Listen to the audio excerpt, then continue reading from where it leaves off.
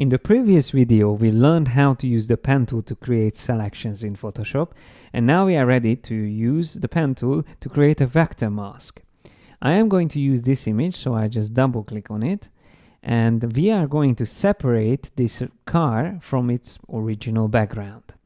So all we need is, once again, just selecting the pen tool and use the path mode. So not the shape mode, but the path mode. And remember, we have the feature here in Photoshop called rubber band, which is very useful to see what's going to happen next whenever we draw. So I am going to start probably from the back and start drawing the path from this part. And I do the same thing as before. So I just click and drag, Alt click to create a corner point and just continue doing this. And in the meantime, while I'm doing that, I would like to just mention that masking is a big topic in Photoshop and also in the other applications.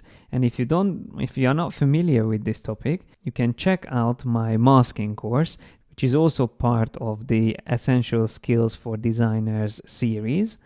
So if you are not sure about how to work with masks and how to use them, then I highly recommend to check that course out, because it is a very important feature in these applications, and it's an essential part of the non-destructive workflow. So if you want to work as a professional, or if you want to be able to work efficiently and fast, then you definitely need to know about masking. Okay, so I am just carry on drawing the curves around this racing car, and you can see that if you practice drawing with the pen tool, you can actually be really fast, but it still takes time to make a selection around an object. And if you think that is it possible to always use this tool for selections, I would say it's possible, but sometimes it's just not the best tool to use. In those cases, when you have an object in the photograph which you would like to select, then it's definitely the best tool to use, especially with an object with like sharp edges, like a racing car is a good example for that.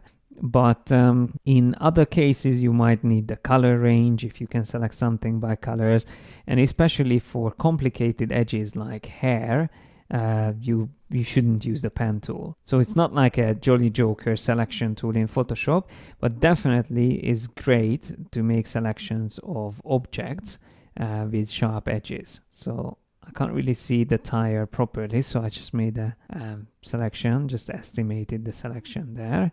And we are almost done. I just need to go here with 2 more curves probably and finish it. So probably I can finish it this one with 1 curve. That's it.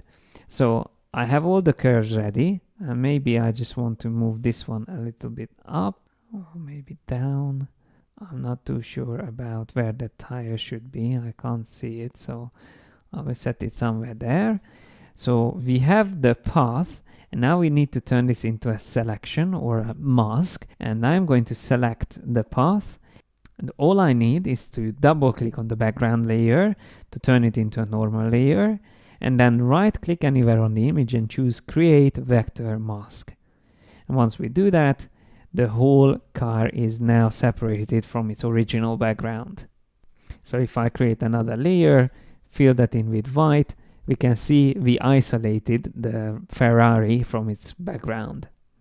And the great thing with this vector mask is that whenever I select the vector mask and I want to make changes to it, so for example here on the tires, I can always use the direct selection tool or any of these tools and still make changes.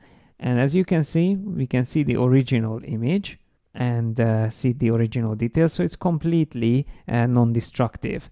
So for example, if I move something up here, you can see there's the original image. It's like a little curtain which we pull up to see what was behind. So if you use the pen tool and learn how to use it, you can see that it can be used also to isolate objects from their backgrounds by turning the path into a vector mask.